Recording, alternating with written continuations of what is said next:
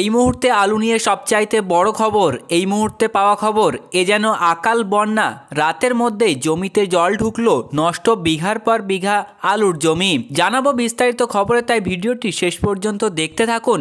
বাঁকুড়ার কতুলপুর ব্লকের মাঝ বরাবর চলে কংসাবতী সেচ খাল, আর সেই সেচ খালে এবার কাল হলো কতুলপুর ব্লকের সাঁতরা তেঁতুলমুড়ি এলাকার কৃষকদের। বৃহস্পতিবার আচমকাই সেই সেচ খাল দিয়ে জল আসে। দীর্ঘদিন ধরে খাল সংস্কার না হওয়ায় মজে যাওয়া সেই খাল আচমকায় জল এসে পড়ে। এতদিন সব ঠিকই ছিল, একদিন পর কার্যত নিঃস্বর হয়ে গেলেন কৃষকরা। কংসাবতী সেচ খালে জল উপচে ভাসল বিঘার পর বিঘা ফসলের জমি।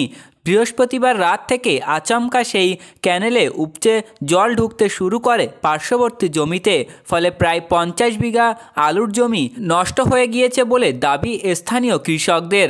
ঘটনাটি ঘটেছে বাঁকুড়ার কতুলপুর ব্লকের মদনমোহনপুর গ্রাম পঞ্চায়েতের সাঁতরা তেঁতুলমুড়ি এলাকায়। এই ঘটনার জন্য কংসাবতী সেচ দপ্তরকে দায়ী করে ক্ষোভে ফেটে পড়েছেন এলাকার কৃষকরা। বাঁকুড়ার কতুলপুর ব্লকের মাঝ বরাবর চলে এই কংসাবতী সেচ খাল, আর সেই সেচ খালই এবার কাল হলো কতুলপুর ব্লকের সাঁতরা তেঁতুলমুড়ি এলাকার কৃষকদের।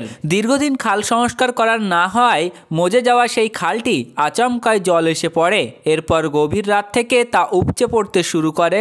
হু হু করে সেচ খাল থেকে জল ঢুকতে শুরু করে পার্শ্ববর্তী আলুর জমিগুলিতে। আজ সকালে স্থানীয় কৃষকরা মাঠে গিয়ে দেখেন প্রায় 50 বিঘা আলু জমি জলের তলায় তলিয়ে গিয়েছে। আলু জলের তলায় চলে যাওয়ায় ওই জমিতে আলু পুরোপুরি নষ্ট হয়ে যাবে বলে দাবি স্থানীয় কৃষকদের দাবি, মহাজনের কাছে ঋণ নিয়ে কোনো মতেই তারা আলু চাষ করেছিলেন।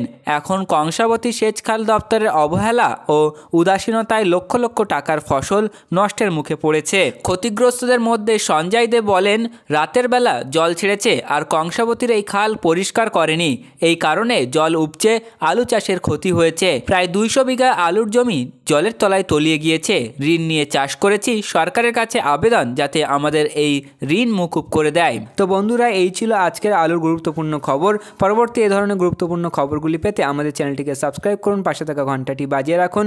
আর আপনি যে কোনো প্রকার ব্যবসায়িক পদক্ষেপ নেওয়ার আগে অবশ্যই আপনার স্থানীয় এলাকার বাজার দর যাচাই করে তবেই যে কোনো প্রকার ব্যবসায়িক পদক্ষেপ নেবেন। আমরা একটা ওভারঅল ডেটা দিয়েছি যা স্থান ভিত্তিতে পার্থক্য হতে পারে।